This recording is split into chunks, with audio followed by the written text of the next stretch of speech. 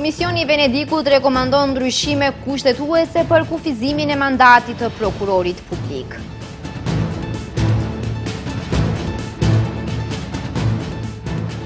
Kryetarja e Komisionit Evropian arriti në Shkup, takon krerët e shtetit.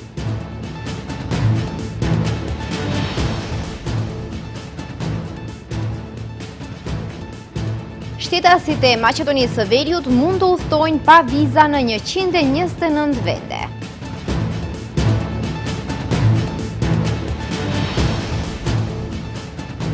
Kreu i LSDM-s ngre alarmin. Deri në fund të vitit, buxheti do t'i mungojë 1.4 miliard euro, reagon VMRO.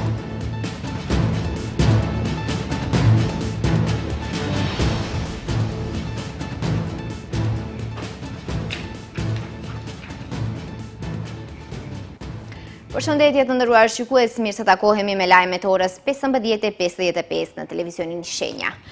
Të bëhen ndryshimet kushtetuese e jo ndryshimet e ligjit për prokurori publike dhe të Këshillit të Prokurorëve Publik. Ky është rekomandimi i Komisionit të Venedikut, i cili vlerëson se krahas disa mangësive janë ligje që kanë karakteristika pozitive. Komisioni i Venedikut rekomandon që të bëhen ndryshime kushtetuese, jo ndryshimet e ligjit për prokurori publike dhe të Këshillit të Prokurorëve Publik, sepse theksojnë se edhe krahas disa mangësive janë ligje që kanë karakteristika pozitive. Komisioni rekomandon që prokurori publik të zgjidhet në kuvend me 2/3 e votave të deputetëve dhe të mos ketë të drejtë rizgjedhjeje. Duke marrë parasysh rëndësinë e çështjeve të autonomisë dhe pavarësinë relative të prokurorisë publike, Komisioni i Venedikut rekomandon para se gjithash në kontekstin e reformës së ardhshme kushtetuese, kushtetuta të ndryshohet edhe në këto pika që të mos parashikojë mundësinë e riemërimit të prokurorit publik dhe të sigurohet shumicë e kualifikuar në kuvend për emërimin dhe shkarkimin e tij. Në mendimin e Komisionit të Venedikut gjithashtu theksohet që qeveria të dërgojë arsyetim të qartë deri te kuvendi kur devion nga mendimi i Këshillit të Prokurorëve Publik për shkarkimin e prokurorit publik. Sa i përket propozimligjit për Këshillin e Prokurorëve Publik, Komisioni i Venedikut rekomandon rishikimin e kohëzgjatjes së përvojës profesionale për të gjithë anëtarët e Këshillit, si dhe parashikimin që funksionet prokuroriale të prokurorëve të zgjedhur si anëtar të Këshillit të pezullohen gjatë mandatit. Të sigurohet mënyrë alternative sipas të cilës do të zgjidhen antarët, me çka do të sigurohet parazgjedhje e bazuar në merit, integritet dhe përfaqësim të larmishëm. Të sqarohen konceptet e ndikon në autonominë e prokurorëve publik ose neglizhon ose nuk i kryen funksionet dhe detyrat e tyre në punën e Këshillit, si baza për shkarkimin e antarëve të Këshillit të Prokurorëve Publik. Gjithashtu theksohet që të përfshihen masa mbrojtëse që të parandalohen vendimet kritike, përfshirë dhe vendimet për ndërprerje të përkohshme të mandatit të antarëve të Këshillit të përcaktohen në mënyrë të pashmangshme nga shumica e prokurorëve në Këshill. Në dokument, Komisioni i Venedikut potencon se tani mbetet autoriteteve në RMV për veprim të mëtutjeshëm. Në Shkup, sot po qëndron presidentja e Komisionit Evropian Ursula von der Leyen, e cila më herët ka vizituar Prishtinën dhe Beogradin. Qëllimi i vizitës zyrtare europiane, siç kanë theksuar paraprakisht nga delegacioni i BE-s në Shkup, është përsëritja e mbështetjes së BE-s për rrugën e antarësimit të rajonit në BE. Presidentja e KE-s Ursula von der Leyen me vizitën në Shkup do të përmbyll sot turneun e saj në Ballkanin Perëndimor.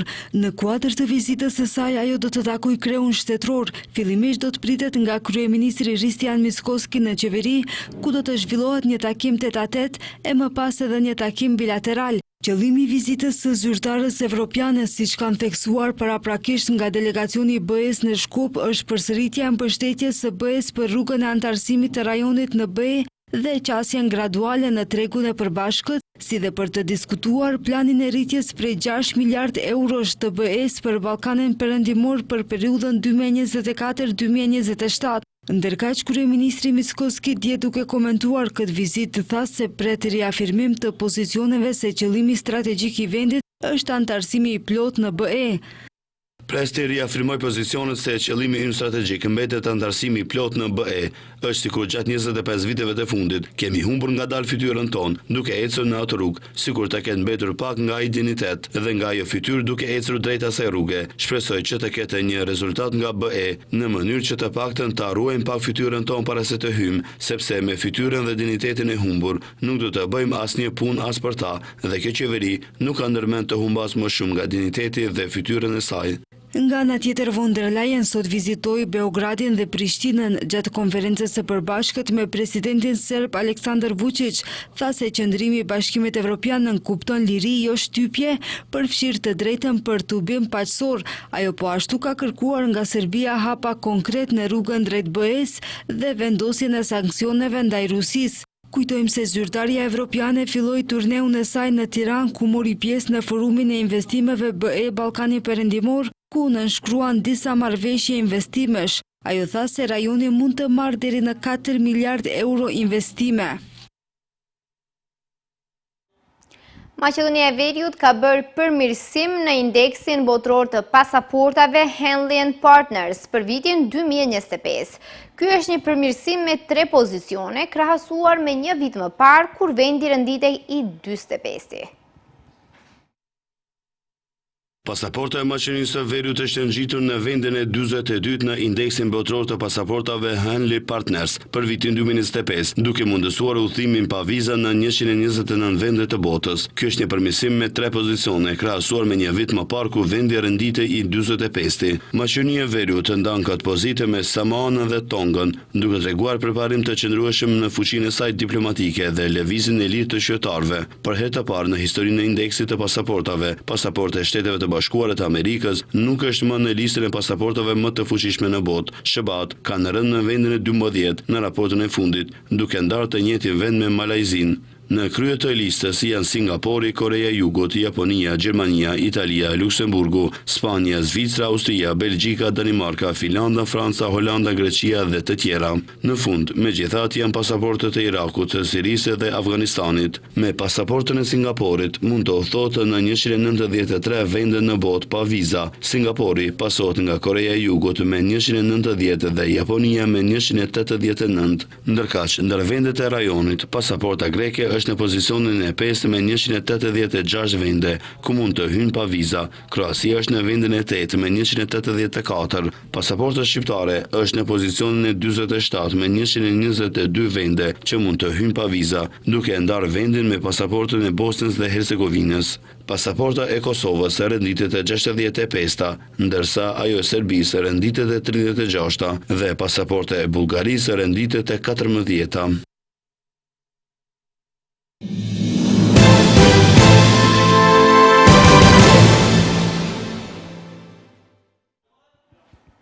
Kandidatja e LSDM-s për kryetare të qytetit të Shkupit, Kaja Shukova, ka deklaruar sot se Buteli ka kohë që pret ndryshime të vërteta, si në rrugë të reja, parqe të pastra, lagje të lidhura dhe një komunë që i dëgjon qytetarët e saj. Pikërisht për këtë, Shukova premtoi realizim të shumë projekteve në këto sfera. Ajo tha se banorët e Butelit kanë probleme akut me mungesën e ujit të pijshëm dhe askush nuk po bën asgjë për këtë. Sipas saj, problemi nuk mund të zgjidhet me ndërhyrje kozmetike gjatë një fushate zgjedhore. I di që banorët e Butelit janë të lodhur nga premtimet boshe. Kjo është arsyeja pse vizioni im është i thjeshtë, punë, rezultate dhe përgjegjësi. Ne do ta rikthejmë Seravën si krenari të komunitetit, një shtrat lumi i rregulluar, shtigje për këmbësor dhe biçikleta, dhe një oazë të gjelbër në vend të një deponie të paligjshme mbeturinash. Urat e reja dhe mbikalimi në bulevardin Teq Shtatori do ta lidhin Butelin me qendrën, do të shkurtojnë kohën e udhëtimit dhe do të sjellin transport publik më të mirë. Kandidati për kryetar për qytetin e Shkupit nga VMRO DVM-ne Orse Gjorgjevski prezantoi vizionin e tij për arsim modern, digital dhe ekologjik në kryeqytet, duke paralajmëruar një sër projektesh kapitale që synojnë përmirësimin e shkollave, procesit mësimor dhe kushteve për nxënësit dhe mësuesit. Gjergjevski tha se do të ndërtohen 2 shkolla të reja të mesme, do të zbatohet transformimi plot energjetik i të gjitha shkollave të mesme në Shkup, ku secila shkollë do të pajiset me panele fotovoltaike, izolim termik, fasada të reja dhe sisteme inteligjente për monitorimin e konsumit të energjisë. Në bashkëpunim me qeverinë, do të ndërtohen 2 shkolla të reja të mesme, njëra në Dračev si objekt i ri për shkollën e mesme Vëllezet Mladinovci dhe tjetra në Gjorgje Petrov për shkollën e mesme Koça Racin. Këto janë objekte moderne, të digitalizuara dhe me efikacitet energjetik, të pajisura sipas standardeve më të larta europiane. Kandidati për kryetar në komunën e Dibrës nga Vlen, Fisnik Mela, në kuadër të fushatës zgjedhore, është zotuar se me Vlenin në qeveri në qytetin e Dibrës do të vijnë investime të reja. Ai ka theksuar se nga oponentët politik vazhdimisht etiketohen për çështje të ndryshme, por theksoi se përdesa etiketimet si bota serbe, ruse dhe bullgare vazhdojnë nga oponentët politik, Vlen merret me projekte konkrete. Ai potencoi se në Dibër do të zgjidhen shumë shpejt çështjet e infrastrukturës, ujësjellësit e të tjera. Në kohë kur ju mireni me këto etiketime, ne miremi me projekte konkrete. Ne miremi me lobim dhe proces për të zgjedhur problemet tona më të mëdha për këtë qytet. Ne kemi marrë garancione të forta pikërisht nga kjo Dibër, nga kryeministri dhe të gjithë funksionarët e tjerë për të zgjidhur sa më shpejt çështje si plani gjeneral urbanistik, hapjen e terminalit doganor, hapjen e pikës doganore One Stop Shop në Blat, rikonstruimin e këtij sheshit këtu ku ndodhemi, rikonstruimin e rrjetit të ujësjellësit dhe shumë projekte të tjera. Kandidati AKI-s për komunën e Strugës Arsim Dalipi ka deklaruar se në Strugë do të dëgjohet zëri i qytetarëve dhe puna e komunës do të jetë transparente. Ai ka theksuar se projektet e reja në sfera të ndryshme do të realizohen me qëllim që Struga të zhvillohet edhe më shumë. Dalipi ka theksuar se programi i tyre do të fillojë me hartimin e një plani urbanistik për zgjerimin e qytetit. E Struga për këtë ka nevojë të dëgjohet zëri i qytetarit. E di që jeni lodhur nga fjalët, nga premtimet që harrohen pas zgjedhjeve. Por unë nuk vi me fjalë të mëdhaja. Vi me vlera, vi me dëshirën, me vullnetin për punë të ndershme dhe me ndërgjegje të pastër. Me një shpirt që ka shëruar dhe me zemër që ka ndjer dhimbjen dhe shpresën e njerëzve të këtij qyteti. Edhe plan programi ynë për zhvillim është ndërtuar pikërisht duke i dëgjuar qytetarët, zërin e tyre, nga takimet që kemi pas në çdo fshat, në çdo lagje, në çdo familje. Kandidati pavarur për kryetar në qytetin e Strugës, Mendi Qyra, ka vizituar sot odën ekonomike të Maqedonisë Veri Perëndimore, institucion të cilin e ka drejtuar para se të marrë angazhim politik. Qyra tha se në rast se vjen në krye të komunës, do të ndihmoj bizneset e vogla dhe të mesme në tejkalimin e vështirësive ekonomike me të cilat përballen.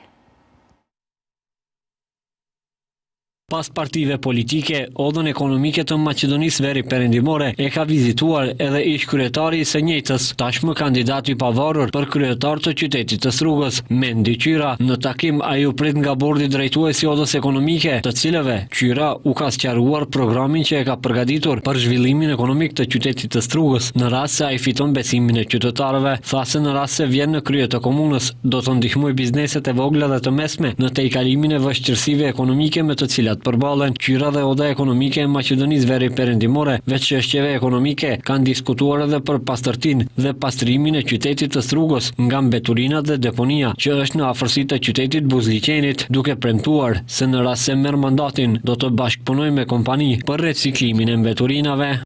Tani bashkëpunimi me odën ekonomike dhe me anëtarët e saj gjithsesi duhet vazhdojë të bashkëpunojë. Kërkesat thash ato më të rëndësishme janë që të funksionalizojmë administratën, të jepen leje më shpejt, sillen plan urbanistike, të kenë qasje deri tek administrata, të ketë transparencë, të zbatohet ligji, të gjithë këto u biseduan. Mendi Qira është kandidat i pavarur për kryetar të qytetit të Strugës, por i njëjti mbështetet publikisht edhe nga koalicioni shqiptar, që është pjesë e qeverisë. Koalicioni vlen përveç Qirës në garë për Strugën është edhe Arsim Dalipi nga Aleanca Kombëtare për Integrem. Ndërkaq, takim me krerët e odës ekonomike në prag të zgjedhjeve lokale kanë pasur të gjitha subjektet politike, ndërsa nesër në takim pritet të vijë kandidati i pavarur për komunën e Gostivarit Visar Ademi.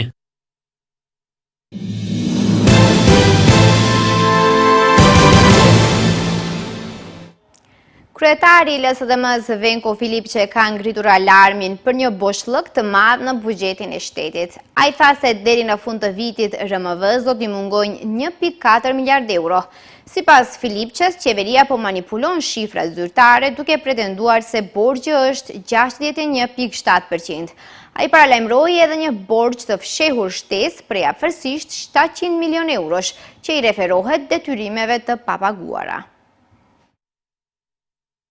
Situata buxhetore është alarmante dhe deri në fund të vitit 2025, sipas të dhënave statistikore, buxheti të Republikës së Maqedonisë së Veriut do t'i mungojë 1.4 miliard euro. Kështu ka deklaruar kreu i LSDM-s Venko Filipçe në konferencën e sotme për media. Filipçe ka pyetur qeverinë se çfarë planifikon të bëjë dhe si do t'i mbulojë këto 1.4 miliard euro. Jemi vetëm 75 ditë larg fundit të vitit 2025 dhe korniza buxhetore e cila paracaktohet nga të ardhurat dhe shpenzimet në buxhet tregon një pamje shqetësuese gjegjesisht deri më sot. Të ardhurat janë realizuar në 70.78% ose 256.5 miliard euro, njëkohësisht shpenzimet janë në nivelin 72.82% ose pothuajse 294 miliard euro. Kjo do të thotë se me këtë ritëm i cili është i pritshëm në fund të vitit do të ketë mungesë prej 1.4 miliard eurosh për të mbuluar të gjitha shpenzimet. Ky është boshllëk i madh buxhetor. Filipçe tha se të gjitha këto para do të duhet të mbulohen me huamarrje, me ngarkesa të reja mbi bizneset dhe qytetarët, ose me shkurtime në shërbimet më të rëndësishme publike. Ai po ashtu ka theksuar se sinjale shqetësuese kanë ardhur edhe nga institucionet ndërkombëtare. Banka Botërore thekson hapur mbledhjen e dobët të ardhurave, rritjen e kostove të interesit dhe rritjen e borxhit publik. Ajo bën thirrje qartë për konsolidim fiskal, me fjalë të tjera të ndaloj shpenzimet jo produktive dhe kredite pasigurta, por qeveria vazhdon të njëjtën trajektore. Nëse duam vërtet ta kuptojmë situatën, duhet të shohim pamjen e borxhit publik në 14 muajt e fundit. Shteti ka marrë hua mbi 1.86 miliard euro, 1 miliard euro nga Hungaria, 836 milion përmes ankandeve të letrave me vlerë vendase. Sipas Filipçes, qeveria po manipulon shifrat zyrtare duke pretenduar se borxhi është 61.7%. Ai paralajmëroi edhe një borxh të fshehur shtesë prej afërsisht 700 milion eurosh, që i referohet detyrimeve të papaguara, të cilat kërcënojnë likuiditetin e kompanive vendase. Nga VMRO-DPMN kanë reaguar lidhur me deklaratën e kreut të LSDM-s Venko Filipçe. Ata thonë se nuk presin nga Filipçe që të jetë ekonomist, por të konsultohet me persona që i njohin numrat. Sipas tyre, buxheti është i qëndrueshëm dhe likuid. Ata thonë se të gjitha detyrimet ndaj qytetarëve, kompanive dhe institucioneve shërbejnë rregullisht dhe në kohë. Realizimi të ardhurave dhe shpenzimeve po zhvillohet në përputhje me planin dhe dinamikën vjetore, me aktivitetin më të madh regjistruar tradicionalisht në 3 mujorin e fundit të vitit, thuhet në komunikatën e VMRO-DPMN-s.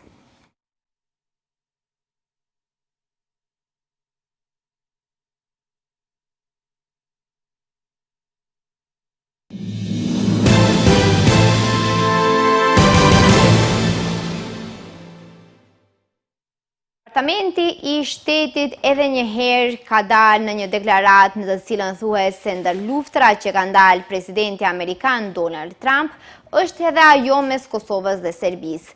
Në listën e 8 luftrave që Trump sipas Dashit i ka ndalë për 8 muaj, e dyta përmendet ajo e Kosovës dhe Serbisë, që pason atë të Kambodjas dhe Tajlandës.